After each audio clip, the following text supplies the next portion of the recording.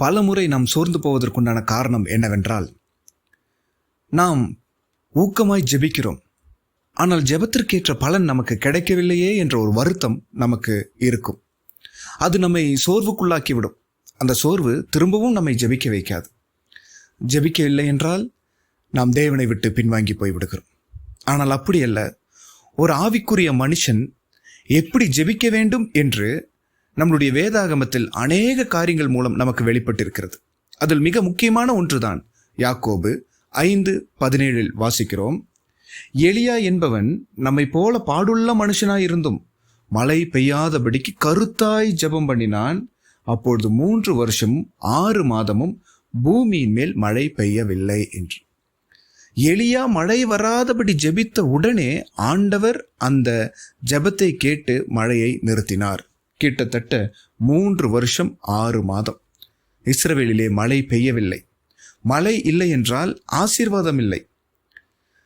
ஆசீர்வாதம் இல்லை என்றால் அந்த தேசத்தில் பஞ்சம் தலைவிரித்தாடும். இது ஆண்டவருடைய கோபத்தின் வெளிப்பாடாகத்தான் இஸ்ரவேலுக்கு அன்றைக்கு அந்த பஞ்சத்தை, மழையை கர்த்தர் தடை பண்ணினார். காரணம் 1 ராஜாக்கள் 16 30 முதல் 33 வாசித்து பார்த்தால், ஆகாப் ஆண்டவரை தேடாமல் தேவனுக்கு பிரியமில்லாத காரியத்தை செய்தான். அதனால தான் ஆண்டவர் அந்த தேசத்துக்கு உண்டான ஆசீர்வாதத்தை தடை செய்தார். இன்றைக்கு நம்மளுடைய வாழ்க்கையில் ஒரு சில ஆசீர்வாத குறைவுகளுக்கு காரணம் என்னென்றால், தேவனை தேடுவதை விட்டுவிட்டு நமக்கு பிரியமான மனம் போன போக்கில் போகிறோம். இதுதான் சரி என்று நமக்கு நாமே ஒரு காரியத்தை நிர்ணயித்து கொண்டு அதிலே நாம் நடக்குகிறோம். அப்படி அல்ல. ஆண்டவருக்கு எது பிரியமாய் இருக்கும் என்று நாம் சிந்திக்க வேண்டும். 1 ராஜாக்கள் 17 1 எலியா இப்படியாக சொல்வான், என் வாக்கின்படியே அன்றி நான் சொல்லாமல் இனி மழை வராது என்று கர்த்தருடைய நாமத்தை கொண்டு சொல்கிறேன் என்று உறுதியாக எலியா சொல்றான். பாருங்க, நம்ம வாழ்க்கையில இந்த உறுதி நமக்கு வேணும். ஆண்டவர் பட்சத்தில் நின்று விசுவாசத்தோடு கூட நாம ஜெபிக்க வேண்டும். விசுவாசம் உள்ள ஜெபம் பிணியாளியை ரட்சிக்கும் என்று வேதாகமத்தில் நாம் வாசிக்கிறோம் அல்லவா? என்றால் நம்மளுடைய ஜெபம் எல்லா தடைகளையும் தகர்த்து நமக்குண்டான நன்மைகளை நமக்கு கொண்டு வரும்.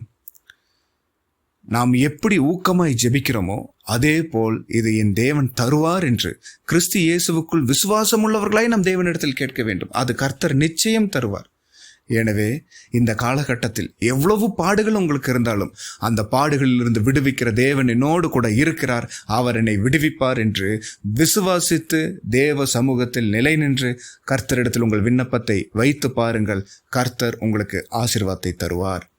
உங்களுக்கு உண்டான எல்லா நன்மைகளையும் சேமமாய் கர்த்தர் உங்களுக்கு தரும்படியாக விசுவாசம் உள்ள ஜெபத்தை ஏறெடுங்கள். கர்த்தர் தாமே இந்த வார்த்தைகளை மகிமைப்படுத்துவாராக. ஆமேன், ஆமேன்.